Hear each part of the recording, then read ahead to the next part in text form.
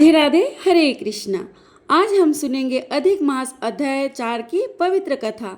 इससे पहले आपने हमारे चैनल पर अधिक मास के पिछले अध्याय की पवित्र कथा सुनी थी, जिसमें हमने जाना था कि किस प्रकार यह पुरुषोत्तम मास समस्त मासों में श्रेष्ठ बनकर भगवान श्री हरि की अनंत कृपा का पात्र बना।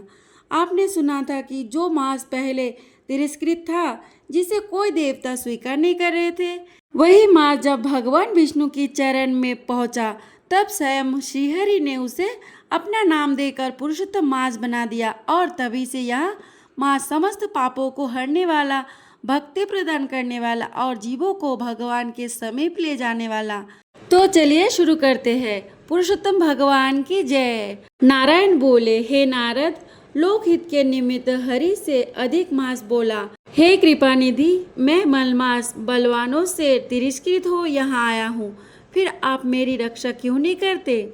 मुझे इन लोगों के शुभ कर्मों में वर्जित अनाथ हमेशा घृणा से देखा। अब आपकी वह दयालुता कहाँ गई?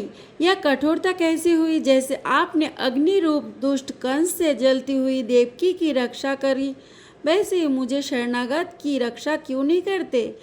हे भगवान, पहले जैसे दुशासन के दुख से द्रौपदी की रक्षा करी, वैसी मैं हूँ, मेरी रक्षा क्यों नहीं करते? बताइए, जैसे आपने यमुना के बीच में पशुओं की रक्षा करी, हे रक्षक, वैसे मुझ दीन की रक्षा क्यों नहीं करते? जैसे ग्वालों की स्त्रियों की दवानल से जलते हुए रक्षा करी, वैसे शरणागत मेरी रक्षा क्यों नहीं करते? हे दीनवत्सल, जैसे आपने जरासंध के बंधन से राजाओं की रक्षा करी, वैसे शरणा में आई मेरी रक्षा क्यों नहीं करते? जिस प्रकार मगरमच्छ के मुंह से गजराज की रक्षा करी, वैसे शीघ्र मुझ शरणागत की रक्षा क्यों नहीं करते? इस प्रकार मलमास श्री कृष्ण भगवान के आगे आंसू बहता हुआ उदास होकर बैठ गया। अब द्रवीभूत हरि आगे बैठ दिन बदन मलमास से कहने लगे, हे तात, तुम अत्यंत दुखी में डूबे हो, सो ऐसा भारी दुख तुम्हारे मन में क्यों है? तुम किसी प्रकार की सोच मत करो, मैं तुझे दुख में डूबे हुए का उद्धार करूंगा। मेरी शरण में आकर तुम सोच करने योग्य नहीं हो। नारायण बोले, हे भगवान के वाक्य सुनकर मनमास दुखी होकर मधुसूदन भगवान से बोला है, हे भगवान, आपको सब कुछ ज्ञात है, आपके बिना इस संसार में कुछ भी नहीं होता। हे भगवान, मेरे दुर्भाग्य की पीड़ा क्या आप नहीं जानते?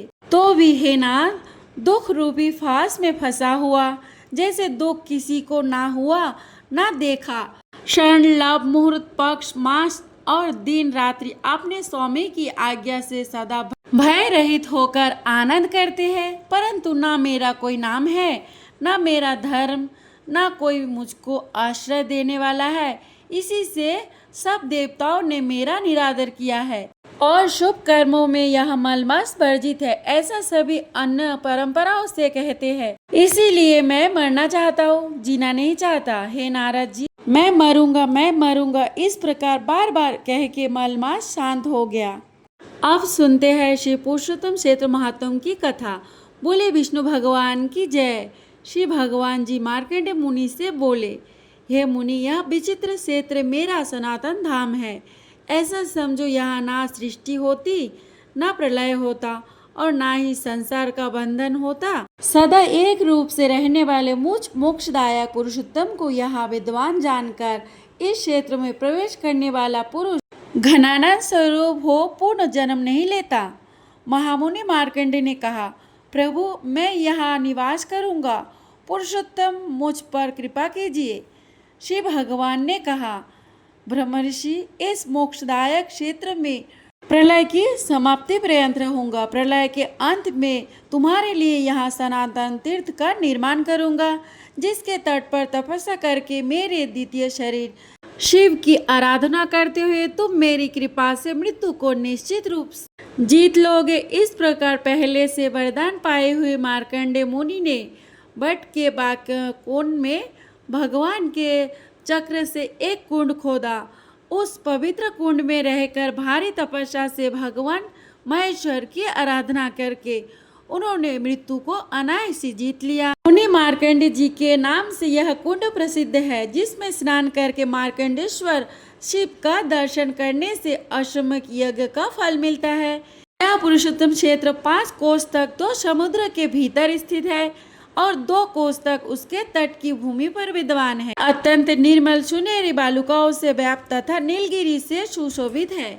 वे जो विश्वनाथ भगवान शिव है, साक्षात नारायण स्वरूप ही है। वे भगवान जगन्नाथ की उपासना करने के लिए समुद्र के तट पर निवास करते हैं।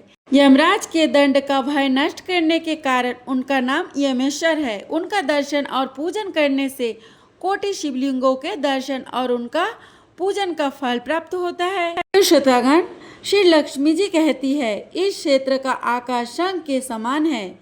इसके मस्तक पर पश्चिम की सीमाओं में सब कामनाओं को पूर्ण करने वाले भगवान शंकर विराजते हैं। शंख के आगे अर्थात पूर्व सीमा पर भगवान नीलकंठ है।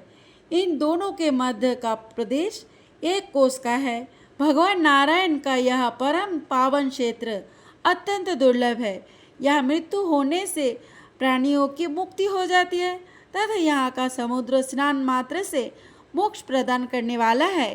शंखकर तीर्थ के दूसरे अवर्त में कपाल मोचन नामक लिंग स्थित है। जो मनुष्यों को कपाल मोचन का दर्शन, पूजन और उन्हें प्रणाम करता है, वह ब्रह्म हत्या आदि पापों को त्याग देता है। धर्मराज शंख के तृतीय अवर्त के स्थानों में मेरी आद्य शक्ति विमला देवी को स्थित जानो। वे भोग और मोक्ष प्रदान करने वाली है। जो भक्ति पूर्वक इनका दर्शन, पूजन और इन्हें प्रणाम करता है, वह संपूर्ण कामनाओं को प्राप्त कर लेता है और अंत में मोक्ष को भी पाता है। शंख के नाभि स्थानों में कुंड, बट तथा भगवान पुरुषोत्तम इन तीनों की स्थिति है। कपाल मोचन लेकर अर्धशाकिनी तक शंख का मध्य भाग जानना चाहिए। जो अर्धशाकिनी का दर्शन करके उन्हें प्रणाम करता है, वह अक्षय भोगों का उपभोग करता है।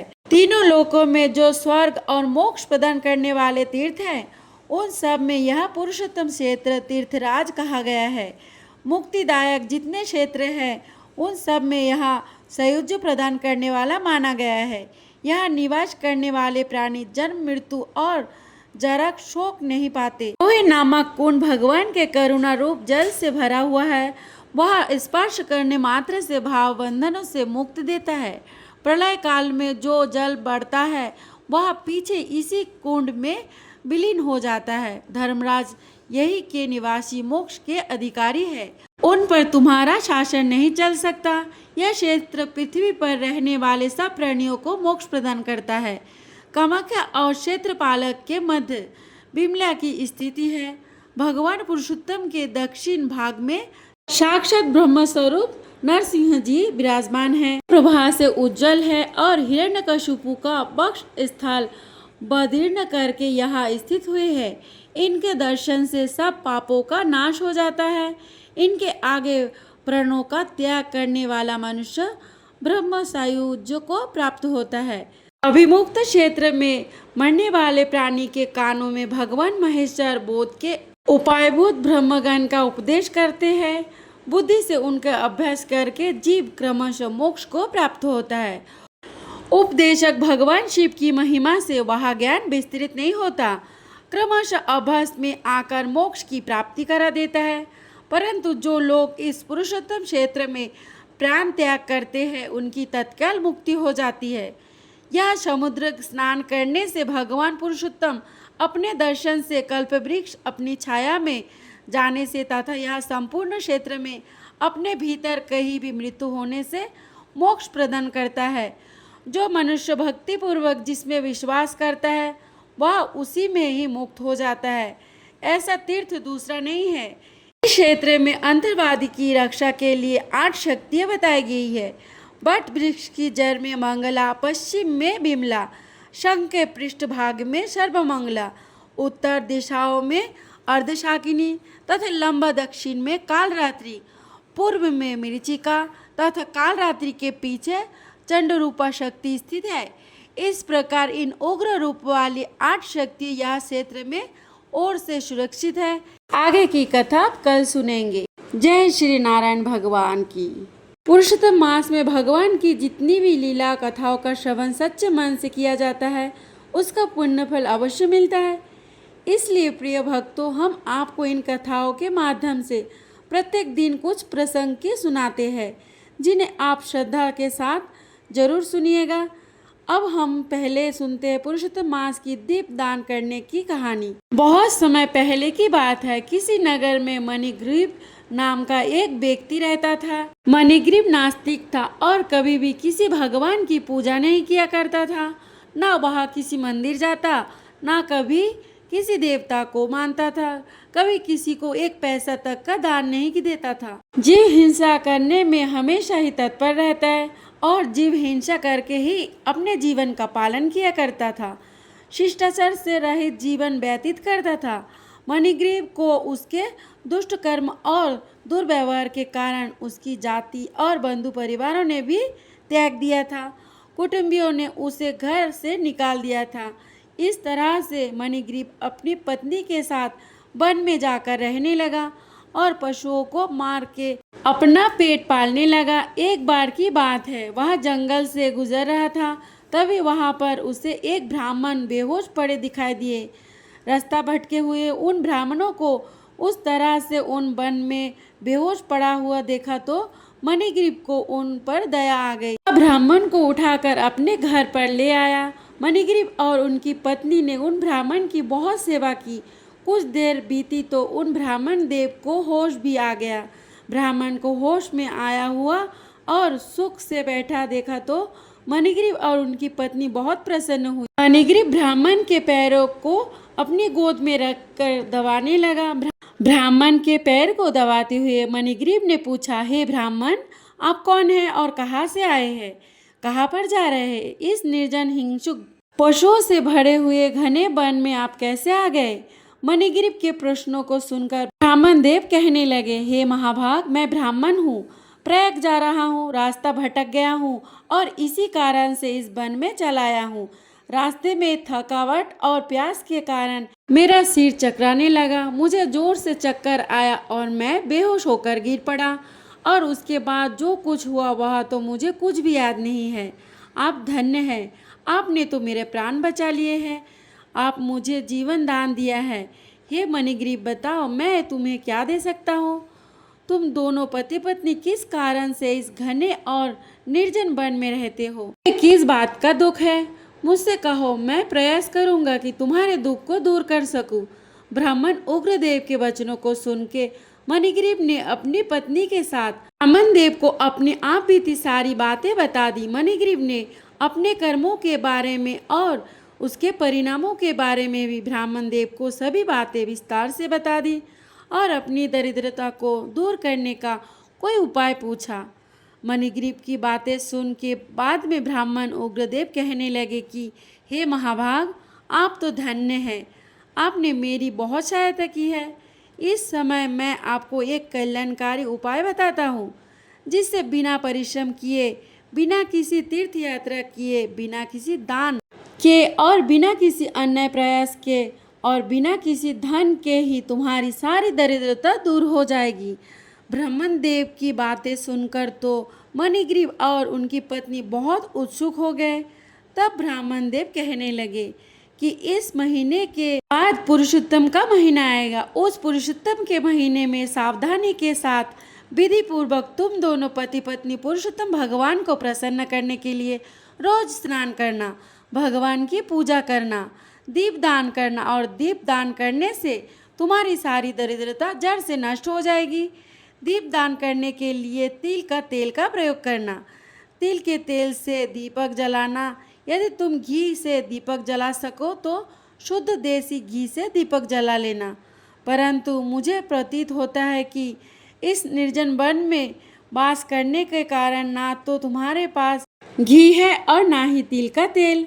अंततः तुम एक काम करना, तारों की छांव में उठना, पुरुषोत्तम भगवान के महीने में स्नान करके पुरुषोत्तम भगवान की पूजा करके इंगुदी के तेल से ही तुम दीपक करना, भगवान की पुरुषोत्तम मास का ध्यान करना और उनके मंत्रों का जाप करना और इंगुदी के तेल से दीपक जला लेना। इस तरह से पूरे 1 महीने तक तुम्हें व्रत करना है और दीपक दान करना है। जो कोई भी 1 महीने तक पुरुषोत्तम मास में पूरे मास दीपदान करता है उसे श्री लक्ष्मी जी का आशीर्वाद प्राप्त होता है और लक्ष्मी जी उसके घर में अपना स्थायी निवास बना लेता है। हे महाभाग, जो पुरुषोत्तम के महीने में विधि पूर्वक प्रतिदिन दीपक दान करता है वह धन धान्य पुत्र और यश को प्राप्त करता है।